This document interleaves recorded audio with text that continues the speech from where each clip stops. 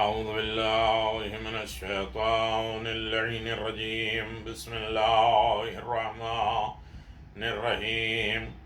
الحمد لله رب العالمين، والصلاة والسلام على نبي الأمي وعلى آله الطيبين الطاهرين المعصومين المنتجبين، ولعنة الله على أعدائهم من الآن إلى قيام يوم الدين. آمين يا رب العالمين. أما بعد، فقد قال الله تبارك وتعالى في محكم كتابه المبين وهو أصدق الصادقين وقوله الحق. بسم الله الرحمن الرحيم. إن الله اصطفى وزاده بسطة في العلم والجسم. صدق الله العلي العظيم وصدق رسوله النبي الكريم. سامعین گرامی قدر، حیات جناب ابوالفضل عباس پہ گفتگو جاری و ساری ہے۔ یہ ہماری 81 نمبر کی گفتگو ہے اور 81 ویڈیوز کے ذریعے حیات جناب ابوالفضل عباس اور ان کے دستور، ان کے احکام اور یقیناً جناب ابوالفضل عباس ہی کے مناسبت سے ان کے اسماء گرامی، ان کے القابات اور ان کی کنیت آپ حضرات کی خدمت میں پیش کرنے کی سعادت حاصل کی جا رہی ہے۔ اور جناب ابوالفضل عباس کے لقب کے اعتبار سے یہاں تک بات پہنچی، علم فقہ میں آپ کا مرتبہ، مسائل میں، فقہ میں آپ کا کمال۔ فقہ کے معنی فہم اور بصیرت کے ہیں، اور رجل فقی یعنی صاحب بصیرت، انسان فہم و فراست، اچھا سمجھدار اور سمجھداری رکھنے والا شخص۔ صاحب مصباح اللغات کے مطابق لکھا ہوا ہے کہ فقہ کسی چیز کا جاننا اور سمجھنا،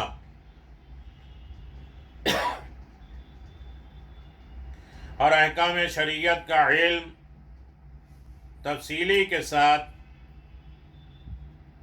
اور مضافات اور زیر کے ساتھ۔ منجد میں تقریباً یہی معنی ذکر کیا گیا ہے، کچھ اضافوں کے ساتھ وہ لکھتے ہیں کہ فقہ یعنی سمجھنا، علم فقہ سیکھنا اور حاصل کرنا، علم غائب ہو جانا، سکھانا، سمجھانا۔ فقہ بہت سمجھدار، ذکی، عالم وغیرہ کو کہتے ہیں۔ قرآن مجید میں بکثرت سے مقامات پر یہ لفظ سمجھ بوجھ اور بصیرت کے معنی ہی میں استعمال ہوا ہے۔ نمونتے ہم چند آیات کو پیش کرنے کی سعادت حاصل کرتے ہیں۔ جناب موسیٰ علیہ السلام نے بارگاہ معبود میں دعا کرتے ہوئے درخواست کی کہ وَاحْلُلْ عُقْدَةً مِّن لِّسَانِي يَفْقَهُوا قَوْلِي، اور میری زبان کی گرہ کو کھول دے تاکہ یہ لوگ میری بات سمجھ لیں۔ فقہ یعنی سمجھنا اور فہم۔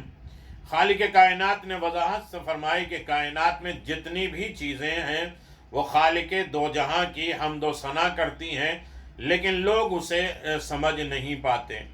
اس لفظ سمجھنے کو فقہ سے تعبیر کیا گیا ہے۔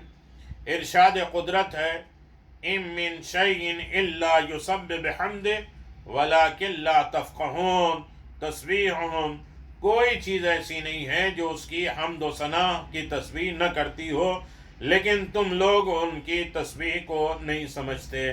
سورہ بنی اسرائیل۔ جناب ذوالقرنین کی تذکرے میں ہے کہ جب وہ دنیا کا سفر کرتے ہوئے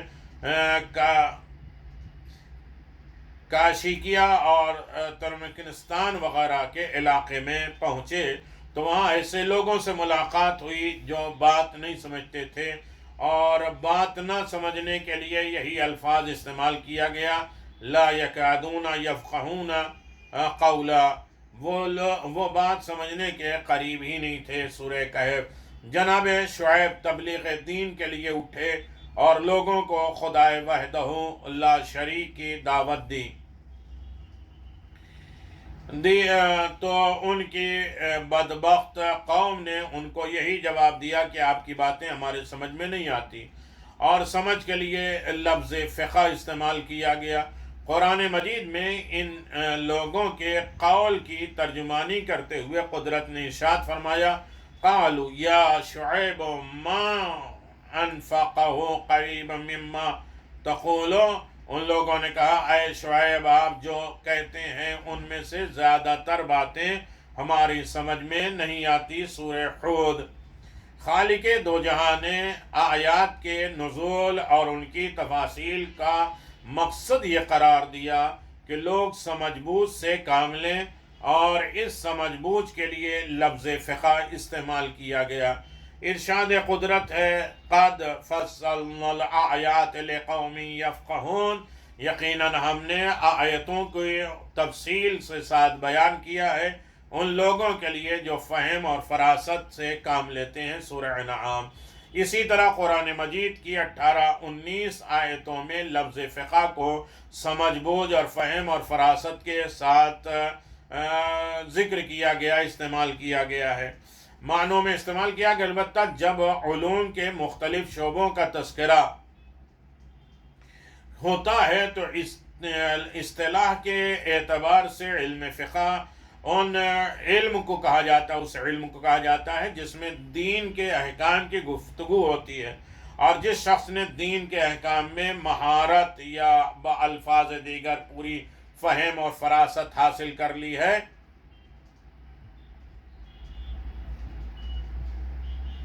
کہ اسے فقہ کہا جاتا ہے۔ کہ جیسے سرکار سید الشہداء امام حسین علیہ السلام نے اپنے بچپن کے دوست اور کربلا معلی کے عظیم المرتبت مجاہد جناب حبیب بن مظاہر کو خط لکھا تو انہوں نے اس لفظ کو یاد کیا، رجل الفقیہ، سمجھ بوجھ فراست والا، عقل مند، دانشمند، جاننے والا مرد۔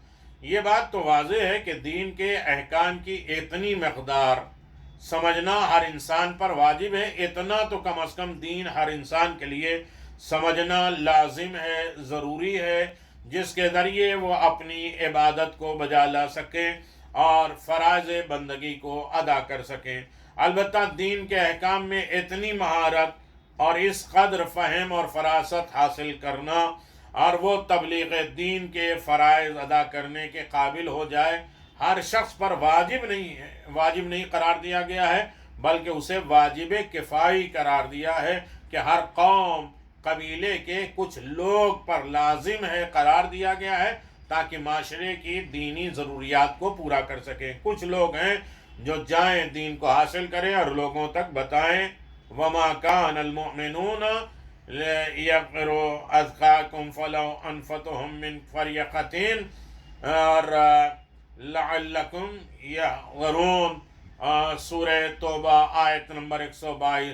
اگر تمام مومنین کے لیے یہ ضروری نہیں ہے کہ وہ نکل کھڑے ہوں دین حاصل کرنے کے لیے، تو ایسا کیوں نہیں ہوتا کہ ہر جماعت میں، ہر لوگوں میں، گروہ میں، ہر انجمن میں سے کچھ لوگ سفر کریں تاکہ دین میں فہم اور فراست دین کو سمجھیں اور دین کی اہمیت کو جانیں اور حاصل کریں، اور جب واپس آ جائیں تو اپنی قوم کو متنبہ کریں۔ ہو سکتا ہے کہ لوگ پرہیزگاری کریں اور لوگ پرہیزگار بن جائیں۔ یقیناً جو ہے کچھ لوگ جائیں دین کو حاصل کریں اور دوسروں تک دین کو پہنچائیں تاکہ معاشرہ پرہیزگار بن جائے، جس کے ذیل میں تفسیر ہے کہ اس میں شک نہیں ہے کہ تفقہ فی الدین، دین میں فہم اور بصیرت سے مراد تمام اسلامی معارف اور احکام کے حصول، چاہے ان کا تعلق اصول دین سے ہو یا فروع دین سے، کیونکہ تفقہ کا مفہوم میں یہ تمام کام شامل ہے۔ لہذا مندرجہ بالا آیات اس بات پر واضح دلیل ہے کہ مسلمانوں میں سے ایک گروہ ہمیشہ واجب کفائی انجام دینے کے لیے تمام مسائل میں تحصیل علم حاصل کرے اور فارغ التحصیل ہونے کے بعد اسلامی احکام کی تبلیغ کے لیے مختلف علاقوں کی طرف جائے، خصوصاً اپنی قوم، اپنی جمعیت کی طرف آئے اور اسے اسلامی معاشرے سے روشناس کرائے۔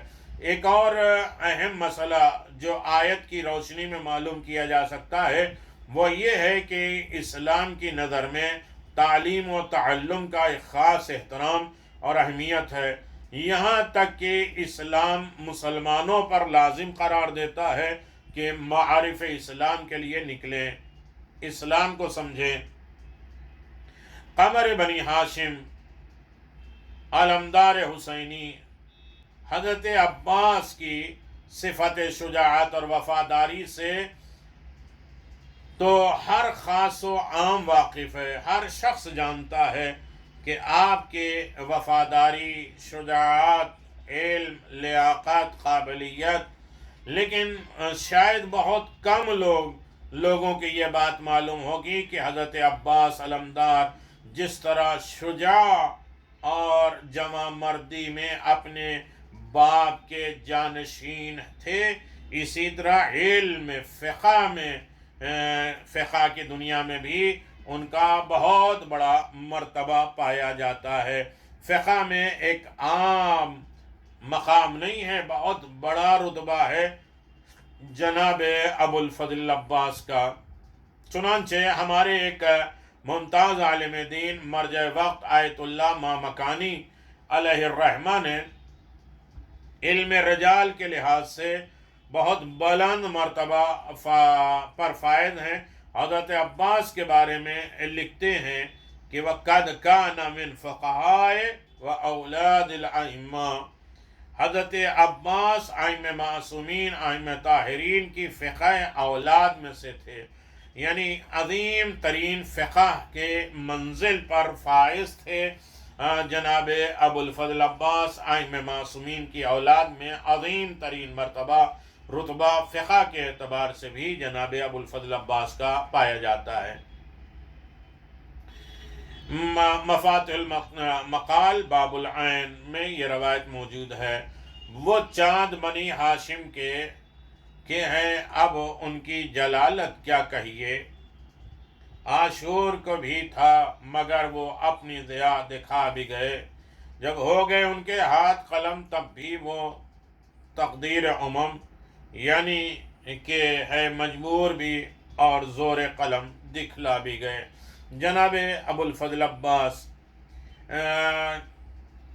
کا مقام، رتبہ، درجہ آپ اندازہ لگا سکتے ہیں کہ علماء رجال کی شہادت، علم رجال یعنی وہ علم جس میں راویوں کی تشخیص ہوتی ہے، کون سا راوی ہے اور کس نے کس طریقے سے روایت نقل کی ہے، اور اس راوی کی کیفیت کیا ہے، اس کی ہسٹری کیا ہے، اس کے صدق و صفا، اس کی نسل اور کس طریقے سے اس کا کردار ہے، اس کی تحقیق کی جاتی ہے، اس کو علم رجال کہتے ہیں۔ کون سا راوی صادق اللہجہ ہے، کون ان سے مختلف ہے، کون سا راوی موثق ہے، کون سا غیر موثق ہے، بھروسے مند کون سا راوی ہے اور کون سا بھروسے مند راوی نہیں ہے، یہ اس تحقیق کو، اس علم کو علم رجال کے ذریعے جانا پہچانا جاتا ہے۔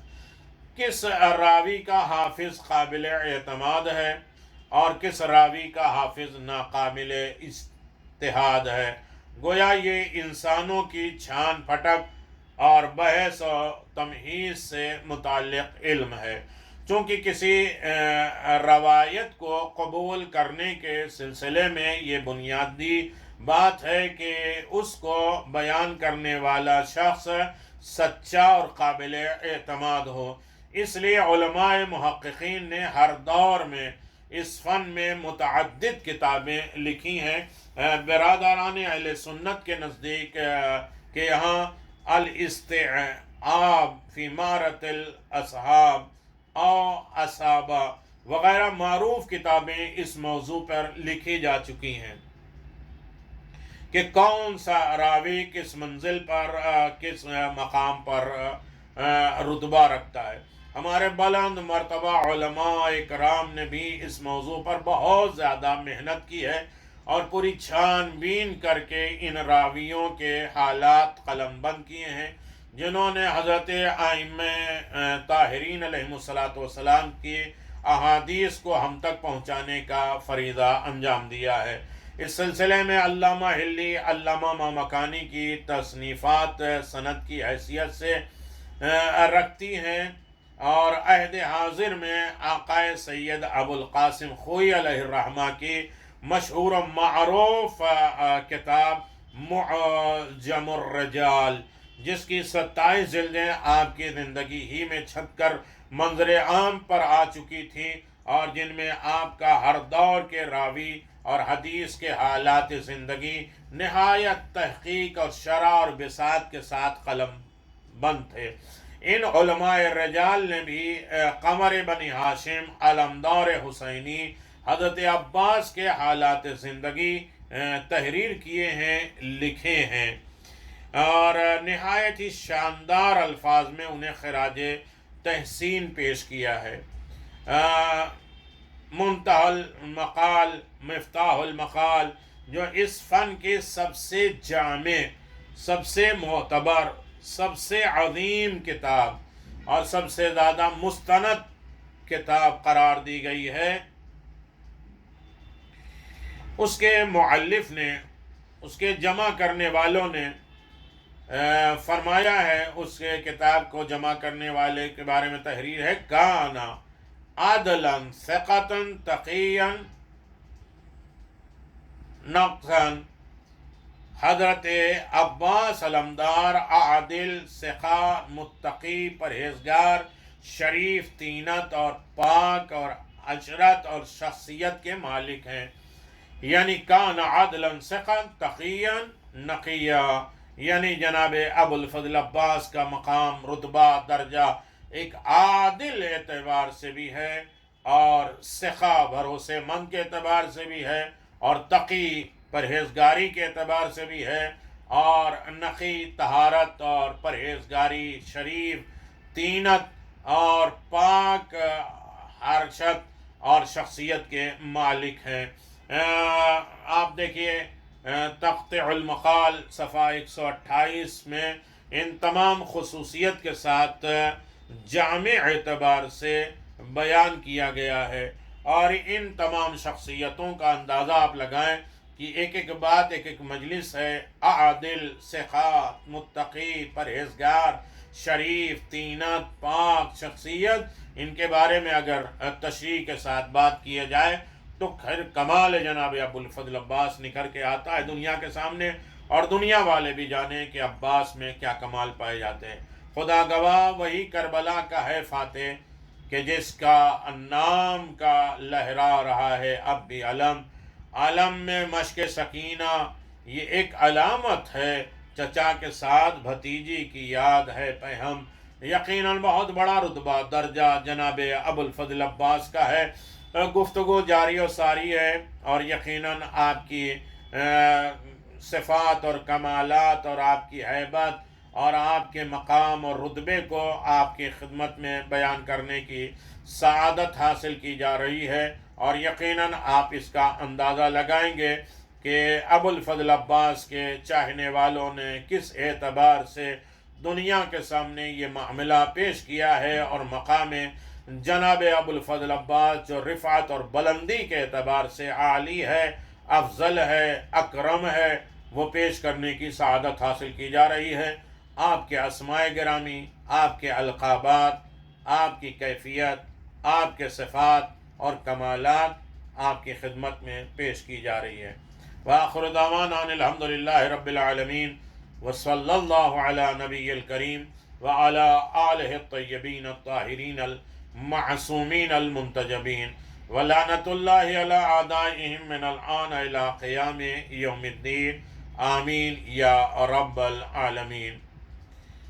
یا کاشف الکرب عن وجہ الحسین، اکشف کربی و کرب المؤمنین بحق اخیک الحسین علیہ الصلاۃ वस्सलाम। बाबुल हवाइज की बात है, बाबुल मुराद की बात है, और जनाब अबुल फजल अब्बास के सदक़े में हर हाजत, हर दुआ बारगाह रब्बुल इज़्ज़त में कबूल ही होती है। रजब के अज़ीम तरीन महीने में जनाब अबुल फजल अब्बास की शख्सियत को बयान करने की सआदत हासिल की जा रही है। हम सब की दुआ और हाजात को बेहक़ अबुल फजल अब्बास कबूल मकबूल फरमाए, और हर तरीक़े की फ़ितने, आफ़ात और बलाओं से महफूज फरमाए।